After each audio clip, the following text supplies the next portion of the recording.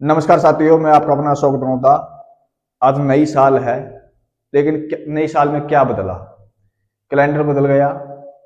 आपने एक दूसरे को हैप्पी न्यू ईयर बोल दिया, जश्न मना लिया और जश्न मना भी रहे हैं।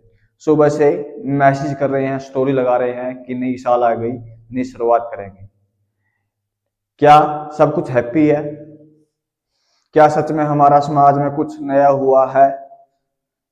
जरा अतीत में जाइए और देखिए हमारे हाथ कितने रंगे हुए हैं। दिसंबर 9 दिसंबर को एंजल चकमा की मौत हुई। मौत नहीं हुई, उसको पीटा गया। 26 दिसंबर को उसकी मौत हुई। क्यों पीटा गया? क्योंकि उसका शरीर हमारे जैसा नहीं था। उसका शरीर ऐसे पहाड़ों में रह था, इसलिए भूटान जैसा, नेपाल जैसा, चाइना में जैसे लोग रहते उनको जैसा था। वह चीखता रहा कि मैं भारतीय हूं, लेकिन हमारी भीड़ ने उसको इसलिए पीट दिया क्योंकि उनको शक था कि वह चाइना से है। कौन था वह? एक एमबीबीएस स्टूडेंट, यानी कि हमारा भविष्य है, जो कुछ हमारे देश के लिए नया सोचता और कुछ नया करता। उसके पिताजी एक बीएसएफ जवान है जो हमारी बॉर्डर पर रक्षा कर रहे हैं।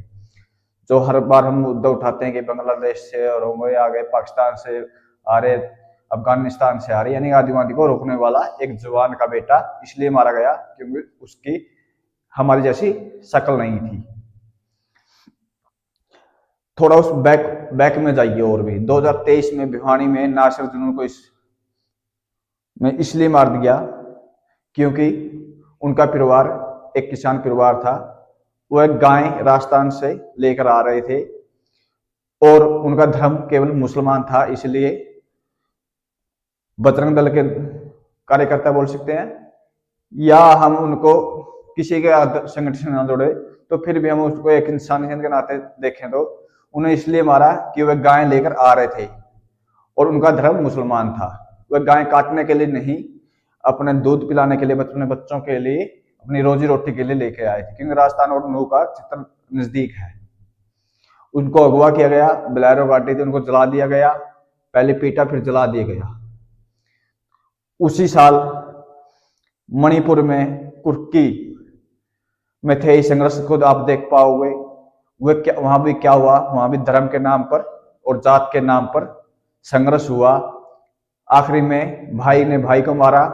जो हजारों साल से इकट्ठे रह रहे थे उन्होंने एक दूसरे को मारा और आखिरी में अपनी बहन बेटियों को नंगन घुमाया और रेप हुआ। पता नहीं कितना हुआ, लेकिन आज भी वह घटना ऐसी नहीं है कि उस मणिपुर में शांति हो। आज भी वही हो रहा है और उसका प्रमुख कारण है हमारे नेताओं का, क्योंकि नेता भाषण देते हैं और जातीय दंगे, धार्मिक दंगे और नस्ल के दंगों को बढ़ावा देते हैं। लेकिन हमारा कानून ऐसा है कि उन पर कोई रोक टोक नहीं लगा रहे, लेकिन कोई आम आदमी उनके विरोध बोल दे दो, फर्जी एफआईआर हो जाती है और पुलिस तुरंत कार्रवाई कर देती है। उसका उदाहरण आपको अभी देता हूं। उन्नाव गैंग रेप आपको याद होगा, 2020 में हुआ था, लेकिन अभी कुलदीप सिंगर के समर्थन में कितने लोग जंतर मंतर पे थे।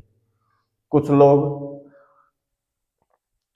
उस बहन को न्याय दिलाने के लिए, उसको जमात ना मिले उसके लिए लड़ रहे थे, लेकिन उसमें से कुछ लोग ऐसे भी थे जो उस कुलदीप सिंगर के समर्थन में आ रहे थे। वे इसलिए आ रहे थे कि वह बीजेपी से जुड़ा हुआ था या उनकी जाति का था। आखिर हम जाति धर्म को देखकर कब तक इन गुंडे बदमाशों का साथ देते रहेंगे? मेरी आपसे अपील है, नई साल है तो कुछ प्रेरणा लें, कुछ अपने में बदलाव करें। जब भी किसी गरीब, महिला, दलित, आदिवासी या नस्लवाद के नाम से या धर्म के नाम से किसी के साथ उत्पीड़न हो रहा हो तो उसके साथ डट के खड़ा हो। और जब भी कोई नेता इन मैटरों में आए, कांग्रेस का हो, बीजेपी का, या कुछ टीएमसी का हो, या समाजवादी पार्टी का हो, या नल का, किसी भी दल का हो, तो उसमें उस आपकी जाति ना ढूंढे, उसमें एक इंसानियत ढूंढे। आओ एक बदलाव करें। हमने बदलाव शुरू किया है। हमने आज the public I channel launch किया है। आपसे विनती है, अगर आपको वीडियो अच्छी लगी हो, अगर ये मुद्दा अच्छा लगा हो, इसी प्रकार हम आपको लगातार अपडेट देते रहेंगे। एक नई वीडियो के साथ दोबारा हम आपको को मिलते हैं। धन्यवाद।